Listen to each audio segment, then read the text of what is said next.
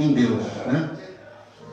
Porque quando você confia em Deus, mesmo que o inimigo queira te destruir com algo, Deus assim o livra. Quero agradecer aqui em público e ao vivo a todos que nos colaboraram com a festa das crianças. A festa foi uma maravilha, correu tudo bem. Deus até abençoou, que deu uma chuvinha fininha e as crianças não pararam, né? Brincando no pula-pula ou cama de elástico, e foi muita bênção. Algodão doce foi à vontade, foi acho que 400 e poucos algodão doce, pipoca quase 500, né? E fora disso, Deus abençoou tanto que sobrou os kits ainda que a gente ia dar para as crianças, demos para todas as crianças, né? Sobrou. 150 sorvetes. E 150 sorvetes ainda. E ontem a gente saímos aqui logo após a igreja, acabar a festa, saímos pelo bairro afora aqui da cidade de Mongaguá, distribuímos bastante e ainda sobrou para hoje. E hoje, eu e minha esposa levantamos um pouco mais tarde e fomos dar uma volta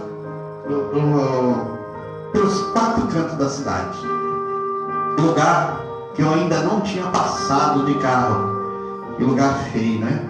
Mas é um lugar que as pessoas moram, né? Lama. E qual era a alegria das crianças? Quando a gente parava o carro, o pessoal se assustava, né? Carro cheio, eu, minha família e minha esposa no outro vidro. E a gente chegava e dava para as crianças.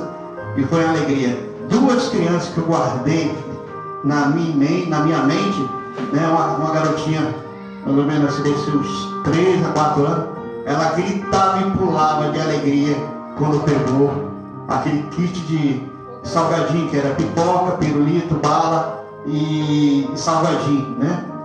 É tipo um chip. Então foi uma alegria. Você que cooperou, meu irmão, que Deus te retribui 100 vezes mais. E tá no YouTube, tá aí na nossa página da igreja aqui no Facebook, para vocês verem como foi a festa. Foi uma alegria imensa para mim, para minha família, para os meus irmãos que estão cooperando conosco e aos demais também que cooperam. O irmão da bexiga. Nós tivemos também um irmão que... Qual é o nome dele? Cristiano. O irmão Cristiano, ele nem vai falar logo desse bicho. É um artista, ele faz desenho com bexiga, né? Bexiga artesanais, essas coisas. A Joyce, que ajudou também a pintar com a minha esposa, pintar as crianças. Foi uma alegria imensa. Se vocês puderem ver um tempinho, entra na nossa página e dá uma olhadinha, vê lá o vídeo, pra você ver como é bom e como é fácil você fazer a alegria dos pequeninos, né? Eles vivem, a igreja também lembra deles, e que algumas pessoas também lembram das crianças e também deseja que as crianças lembrem dos seus dias de infância. Quem não gosta de lembrar como foi criança, os seus melhores momentos.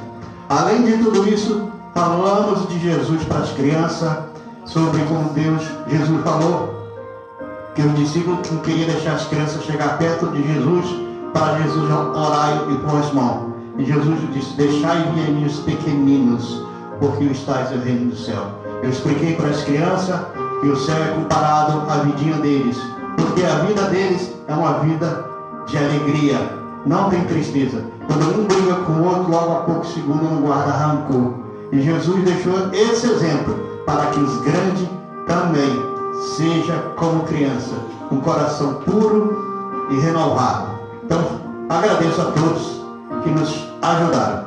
E hoje, como culto da família, e eu recebi a mensagem de Deus para me falar sobre a mulher do fluxo de sangue, né?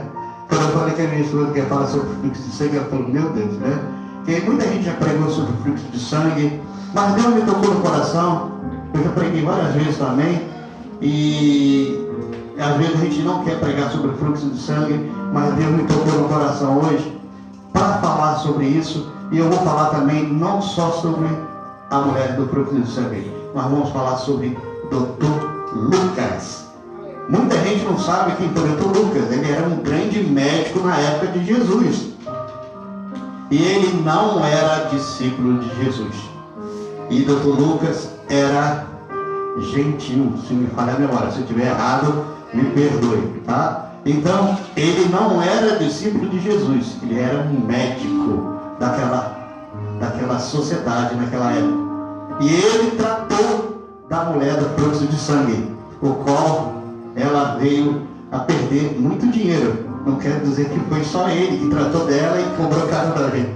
É porque ele, a fé dela e o milagre dela fez ele observar e começar a escrever o livro de Lucas.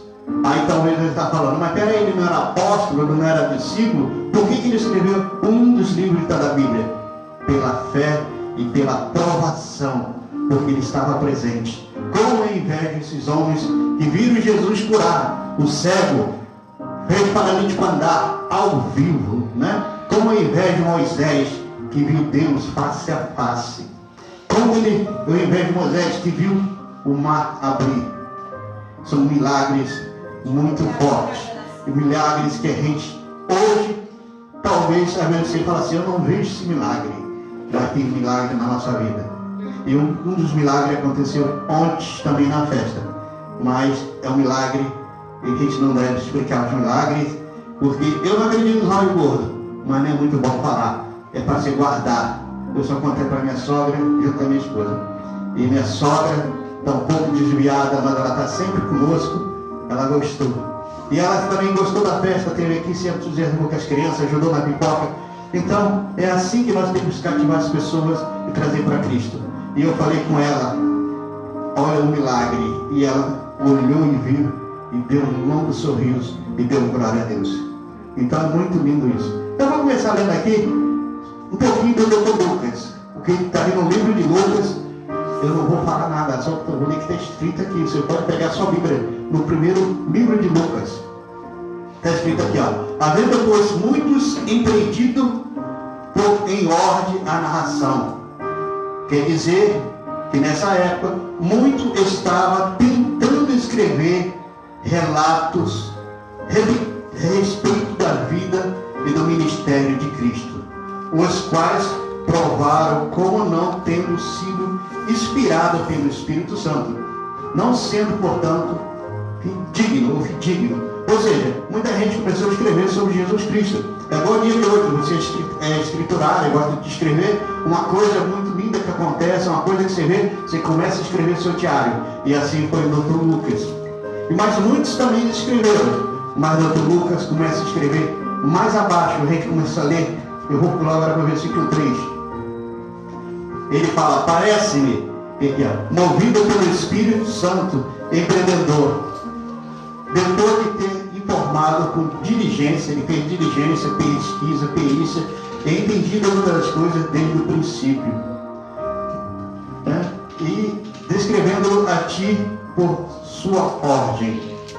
Ele escreve para o excelentíssimo Teófilo, né, que era um dos grandes do Evangelho naquela época, para que conhecer a veracidade das coisas.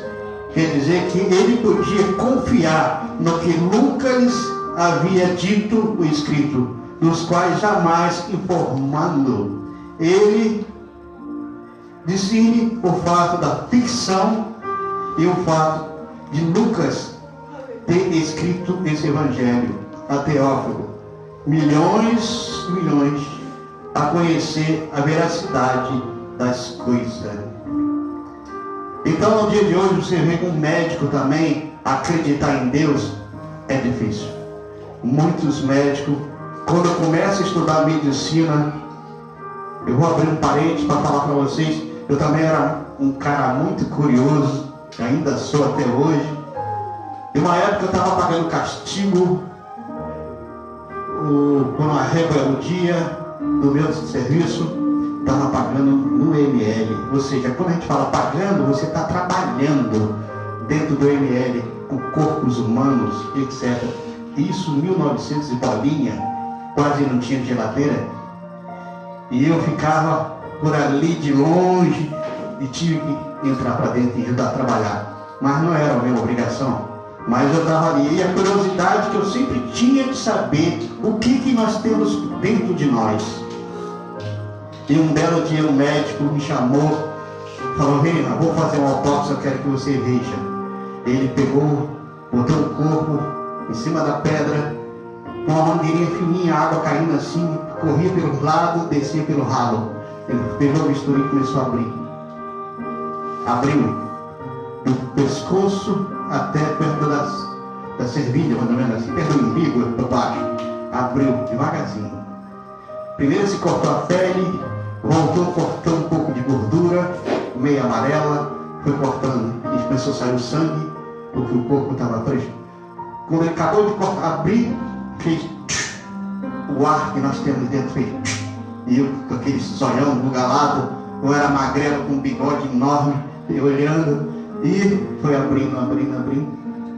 Eu vi o coração, as vísceras. O coração estava escondido, não vi logo de início, mas eu vi o pulmão, vi as tripas, né? E o médico foi fazendo aquilo lá. E eu comecei a olhar, e eu falei assim para o médico: e esse espaço tão grande que tem aqui dentro? Ele ficou ocupado por ar. Eu falei: e onde está Deus? Ele falou: o que você falou? Eu falei: nada não. E eu comecei a olhar, procurar para ver a alma. Nessa época eu estava afastado, mas eu não estava em outra religião, só estava afastado, e eu comecei a olhar. E ele pegou, mostrou o coração, mostrou o testemunho. Isso foi uma das experiências minhas, fora depois outras experiências. Era para ficar 6 meses, eu pedi para continuar naquele lugar, para aprender e ver a curiosidade minha e do ser humano. Então o que eu quero dizer com isso, quando a gente conversava com o médico, ele falava que era banal o ser humano, e eu também comecei a ver e a analisar e olhar a vida desse médico, não do Dr. Lucas, desse senhor que trabalhava, eu era auxiliar do auxiliar. Eu vi que ele não temia Deus. Ele falava tudo que fazia o ser humano andar, fazer, pensar. Ele não falava em Deus. Eu quero dizer que muitos médicos, quando começam a estudar, começam a se achar que é o tal. Quando vários cientistas começam a se achar, quando tem um grande cientista que descobriu o átomo, dividiu o átomo, ele falou que Deus está ali, a partícula de Deus está ali. Outro cientista falou que o nosso DNA tem a centelha de Deus. Mas para que ele estudou tanto isso para descobrir que Deus tem a assinatura nossa? Se as Escrituras falam, se a Bíblia fala, então que eu comecei a dizer e pensar como Deus é maravilhoso. Então o Dr. Lucas, trazendo agora para aquela época, o Dr. Lucas também deve ser um grande estudioso, foi também curioso, né? Ele queria ver e não acreditava mais na mulher que ela seria curada. E belo dia ela voltou ao seu consultório. A Bíblia não fala, mas eu tenho certeza, porque ele fala dela. E ela foi lá e falou: eu estou curada, Jesus me curou. Foi aí que despertou do médico e ele começou a investigar, a indagar quem era esse Jesus, e começou a escrever o livro e começou a mandar carta para Teófilo, um grande amigo seu também, e todos começaram a falar dos milagres de Jesus. O livro de Lucas é um livro bem curto, mas é bem enxuto, ou seja, ele não faz rodízio, ele vai certo e fala dos milagres de Cristo. E essa mulher, não fala o nome dela, mas falava que ela morava na cidade de Cafarnaum. Agora vamos falar a preocupação dessa mulher. Por que ela tinha esse fluxo de sangue? E ela tinha uma preocupação, porque ela não podia ir na igreja. Se fosse nos dias atuais de hoje, na lei mosaica, a mãe irmã, quando está nessa situação, não pode vir na igreja louvar a Deus. Não poderia estar no meio de uma sociedade. Mas como você pode falar isso, pastor? Então vamos ler lá em Levítico. A lei mosaica está em Levítico, capítulo 15. Eu vou ler alguns versículos só. Versículo 19 fala: mas a mulher, quando tiver fluxo, e o seu fluxo de sangue estiver na sua carne, ou seja, saindo da sua carne, estará 7 dias na sua separação. Ela será separada, a qual quem a tocar será imundo até a tarde. Ou seja, se o fluxo estancasse 10 horas, 11 horas da manhã, só à tarde ela poderia alguém encostar nela, nem seu marido, nem seu filho, ninguém tinha querendo espirrar. Perdoe. Então, tinha que se afastar dela. Não podia sentar nem na cama onde ela estava deitada. Não podia encostar em nada, nem talher, nem prato. E tudo aquilo sobre ela, se deitar durante a sua separação, será imundo. Versículo 21. E qualquer que tocar a sua cama, só encostar na cama, no sofá, até na porta da casa, lavará os seus vestidos e se banhará nas águas, será imundo também. Além de você fazer tudo isso, e qualquer que tocar a coisa, ou seja, um prato de comida, você tinha que botar e ficar de longe, ela não podia. Ela comeu, você tinha que quebrar ou jogar fora, não podia botar a mão. Olha as coisas difíceis. Eu ia falar, olha a barbaridade, mas não é barbaridade, foi Deus que deu essa lei a Moisés. E o povo cumpria. E naquela época de Jesus, também se cumpria. E uma pessoa dessa entrasse no lugar, porque o fluxo de sangue, muita gente não sabe nem que a outra pessoa está. Então, o que acontece? Entrasse numa igreja, alguma coisa naquela época, mesmo de Jesus Cristo, poderia ser pedrejado até a morte. Então, porque ela estava contaminando aquele santuário ou lugar. E essa mulher sofria tanto disso aí, porque nós sabemos que as senhoras e as moças são 30 dias que tem isso, mas ela tinha todos os dias, fora a fraqueza que vinha. Então, ela foi ao Dr. Lucas, um deles, um grande médico, e não conseguiu curá-la. E ela gastou seu dinheiro, toda a sua riqueza, em tudo quanto é médico, em tudo quanto é receita, mas não curava. Mas ela ouviu alguém falar de Jesus, que Jesus tinha curado cego, que Jesus tinha curado coxo. E ela botou no seu coração, no seu íntimo, que ia até Jesus. Mas agora a grande dificuldade, como chegar até próximo de Jesus? Jesus andava no meio da multidão, no meio do povo, e ela tinha que ficar longe do povo, longe da cidade, longe da sociedade. Porque se muita gente já conhecia pela sua fama, ou seja, como nos dias atuais temos os fofoqueiros, intrigueiros, também naquela época tinha. E muitas pessoas falavam, aquela mulher é doente, tem isso não pode chegar perto, tem que ficar longe, igual os leprosos. E ela se arriscou a sua própria vida através da esperança e da fé. Eu vou ler aqui o texto e vou continuar trazendo para nós. Mas Jesus não foi decretadamente curar essa mulher. Jesus estava indo, aqui fala o título, a filha de Jairo e a mulher que tinha um fluxo de sangue.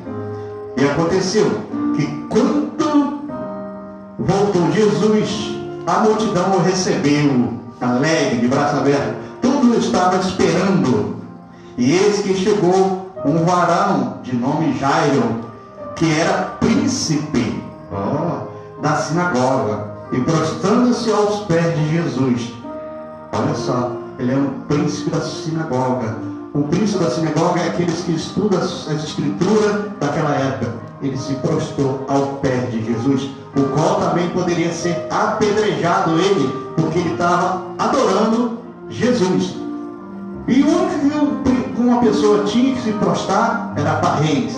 E Jesus, ali naquela época, sendo rei, filho de Deus, mas aqui na terra ninguém o conhecia como rei, ele se prostrou humildemente.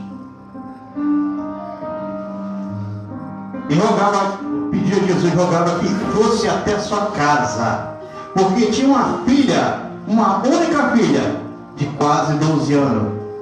Eu estou lendo aqui em Lucas, desculpa os irmãos, para ser conhecido direito, não falei, né? Lucas 8, estou no versículo 42.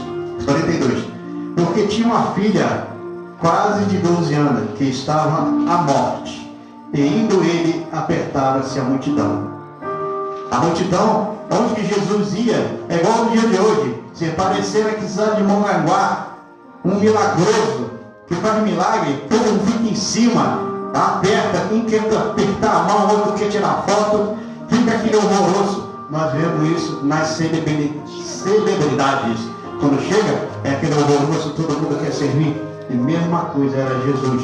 Jesus não era celebridade, mas era o Filho de Deus. O homem que transformava, o homem que curava. Quantos enfermos queriam ser curados? Cada um tinha sua enfermidade particular. E alguns queriam para si ou para outros. E procurava Jesus, como Jairo, o príncipe, procurou. E no versículo 43 fala: e uma mulher que tinha um fluxo de sangue havia 12 anos. Olha a idade daquela mocinha que estava doente. E gastava com todos os médicos, todos os seus haveres, ou seja, dinheiro.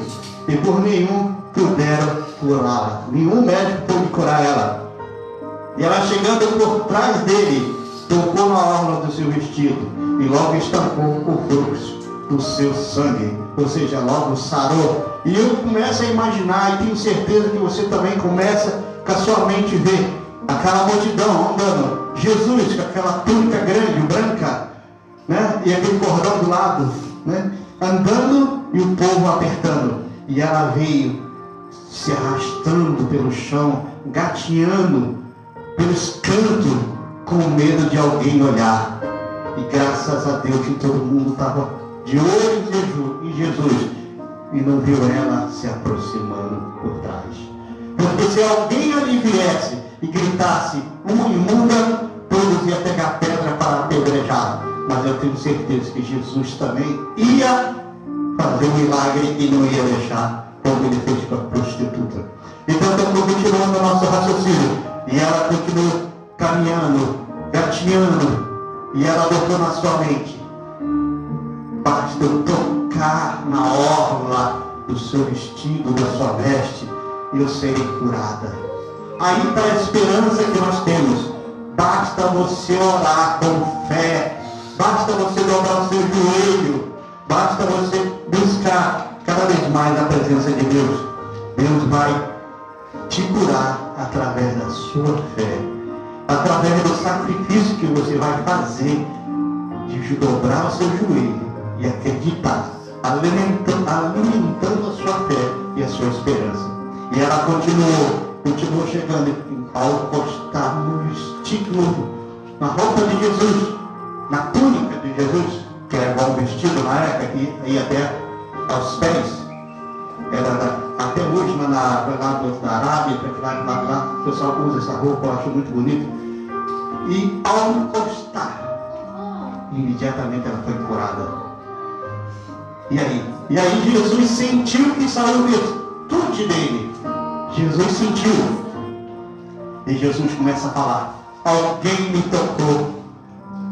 E os discípulos, né, não falando de hoje, você está numa multidão, alguém te esbarra, você chega para sua esposa que está do lado e fala: alguém deu um esbarrão, alguém me tocou.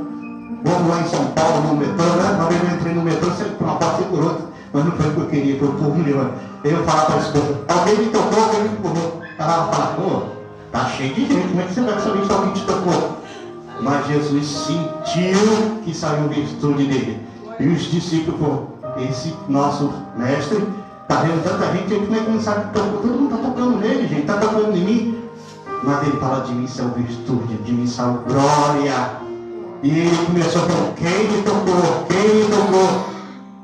E ela humildemente, de joelho, levantou a mão e falou: fui eu. E Jesus olhou seriamente para ela. E a multidão nesse momento é preparada, abrindo aquele círculo. E ela no meio de Jesus. E todo mundo olhando e falando: e agora? O que Jesus vai falar? Jesus falou. Jesus fala bem, porque ele disse, alguém me tocou, né? E vindo a mulher, corri. Estando ainda falando, chegou um dos discípulos. Quem tocou, e logo sarará. E ele disse, versículo 48, e Jesus lhe disse: tem bom ânimo, filha. Tem bom ânimo, meu filho. Tu que está orando todos os dias, tu que está buscando a minha presença, Deus está falando a mesma coisa. Tenha bom ânimo. A tua fé te salvou. Vai em paz. Jesus não condena. Deus não condena ninguém que o busca de joelho. Muito pelo contrário, Deus fortalece. Deus dá-te força para vencer, mas para isso você tem que cativar a sua esperança, a sua fé, acreditar e buscar. Mesmo que a dificuldade, você tem que louvar e agradecer a Deus.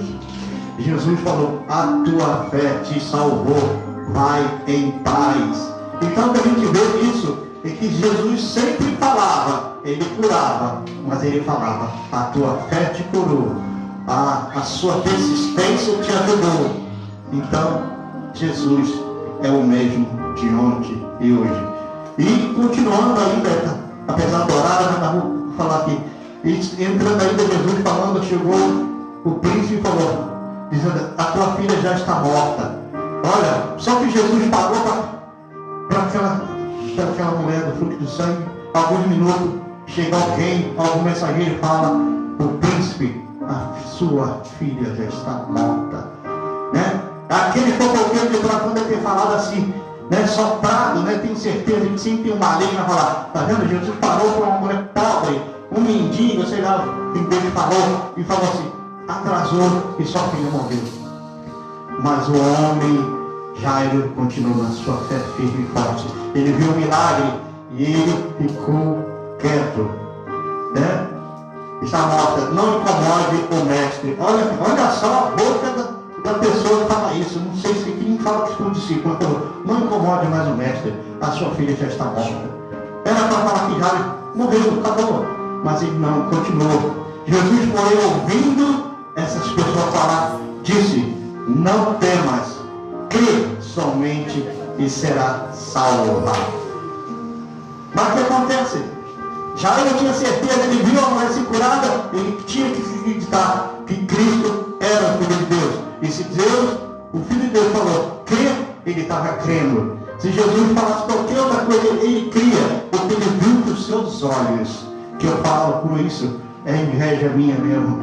Se eu pudesse ver ao contar, mas eu vejo pelos olhos da fé, e queria que você, meu amigo, meu irmão, também sentisse a presença do Espírito Santo e começasse a ver o grande milagre na vida de Jesus fazendo nas pessoas que ainda fazem. E entrando na casa de Jairo, senão, Jesus deixou só entrar junto com ele, Pedro, Tiago e João, e o pai e a mãe da menina. Então só entrou os familiares e esses 3 discípulos. E todos choravam. O povo avó também chorava, pranteava, e ele disse, não chores, não está morta, mas dorme. E alguns, mesmo assim o povo acompanhando, vendo o milagre, alguns riram-se dele. Está no versículo 53, não é que estou falando não, está aqui, ó. E riram-se dele, sabendo que estava morta. Olha, o povo naquela época não fala não, o povo era um povo pior do que o de hoje. Deus me perdoe, não vou julgando, mas vindo todo o milagre, ainda ri da desgraça alheia. Mas Jesus sabia que existia isso. Mas ele, pegando-lhe a mão, clamou dizendo, levanta-te, menina. E o seu espírito voltou ao seu corpo, a ela, logo se levantou. E Jesus mandou-lhe desce de comida para ela. E seus pais ficaram maravilhados. E eles mandou-lhe que a ninguém dissesse o que havia sucedido. Além de fazer o milagre, Jesus falou, não conte para ninguém. Mas aí é que está a chave das coisas. Quando você fala uma coisa bonita, uma coisa que aconteceu na sua vida, e você fala para aquela pessoa, não conte para ninguém, você vira as costas. Hoje em dia ela pega o WhatsApp e nem vai escrever, não, ela vai falar de áudio. Vai acontecer isso. E isso é maravilhoso no dia de hoje? Porque você está falando das coisas de Deus, você está mostrando o que você viu, o que ouviu. Então fale de Deus, fale do amor de Deus, fale do milagre da sua vida, fale das bênçãos que você recebeu, igual o milagre eu e minha família recebemos ontem.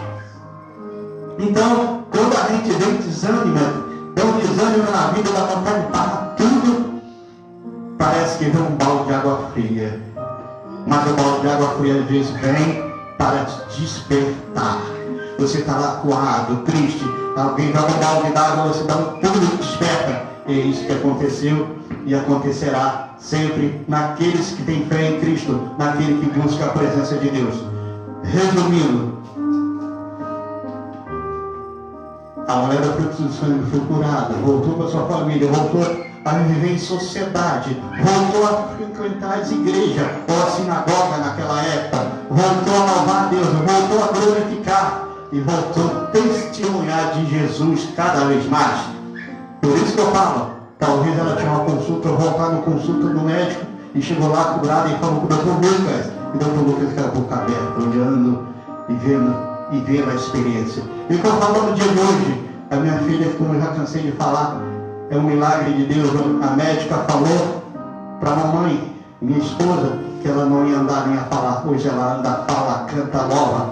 E o dia que ela pegou lá e começou a falar no médico, com a médica lá, eu estou falando agora da minha filha, a médica ficou falando que era um milagre de Deus. Então, quando Deus age na vida, o milagre há. Então, meu amigo, meu irmão, eu sei que você está em casa, eu não sei como você chegou aqui na igreja, talvez você tenha um problema insolúvel, talvez uma coisa que você não tem, fala que não tem jeito, e aquelas pessoas má existem, fala para você, você não tem mais jeito, você não vai conseguir mais nada, você está destruído, você não tem mais jeito, a sua idade já chegou. Mas Deus vai e fala, tem jeito sim, eu dou jeito na sua vida, eu vou te renovar, eu vou te dar família, eu vou te dar tudo o que tu precisa para viver melhor. E nós precisamos para viver melhor, é a presença do Espírito Santo de Deus, é glorificando a Deus, é buscando a Deus cada vez mais. As bênçãos vêm, como vem para mim, estou falando para vocês, como veio para a mulher do fluxo de sangue, como veio para o príncipe Jairo ter a sua vida da sua filha de volta. Mesmo os que muitos estão rindo de você, olhe para a cruz, porque você vai ver a cruz vazia. A cruz não tem mais ninguém, nosso Deus está lá em cima com o Pai e está intercedendo por você e por mim. Então você já é vitorioso. Levante e lute com Deus. Vamos ficar de pé, vamos encerrar. Espero que o Espírito Santo de Deus tenha falado no seu coração, porque a gente vê tantas pessoas tristes, amarguradas, tantas pessoas também que falam mal da nossa cidade, que ela não tem jeito. Eu vou mostrar para vocês, mas não é eu, é Deus, que a nossa cidade tem jeito, e Deus está olhando, Deus só está falando, e tem muitos crentes aqui nessa cidade que não estão orando firme, buscando a sua presença. Deus quer cada vez mais a nossa comunhão com Ele e a nossa oração. Então, todos os dias, ore pela sua cidade. Quando você ora pela sua cidade, você está orando por você, pelos seus filhos, pelos seus netos. Deus te abençoe e te guarde. Vamos fazer a mão assim. Terça-feira é o culto da palavra, hein? Quem puder vir, venha. Quem não puder, assiste pela live. Peça a Deus cada vez mais, ore mais a Deus, busque mais a Deus. Deus está prontinho para ouvir as nossas orações. Vamos fazer com a mão assim. Que as dores de consolação do Espírito Santo de Deus e a comunhão do Espírito Santo de Deus esteja sempre com todos que o buscam, oram e se humilham na presença do Senhor. Que Deus derrame bênçãos sobre vocês, sobre nossa família, sobre o nosso mundo. Todos que acreditam, digam amém. E eu sempre falo, se Deus é por nós, não adianta ninguém rir de você, nem adianta ninguém falar que você não tem mais jeito, porque tem, porque todos nós somos filhos de Deus. E se Deus é conosco, se Deus está conosco, ninguém é contra você. Você já é um vencedor, você já é um filho de Deus. No Salmo 23 fala, talvez você fala, eu estou desesperado, está faltando isso, está faltando aquilo. Nada vai faltar, porque o Senhor é o meu pastor, o Senhor é o seu pastor, e nada vai te faltar. Talvez você passe apertado um pouquinho, mas nunca vai deixar de ter um alimento na sua casa. Se você talvez tenha dinheiro, você não tem dinheiro para comprar um remédio, está desesperado, ora a Deus, ore a Deus e vai buscar, porque Deus vai abrir o coração e vai dar o dinheiro para curar, para você comprar o remédio. Mas o que Jesus sempre fala, Se Deus é por nós, ninguém será contra nós. E se o Senhor é o meu pastor, nada faltará. Que Deus nos abençoe e nos dê uma semana de paz, de alegria e comunhão cada vez mais. Que Deus nos abençoe e nos guarde. Amém.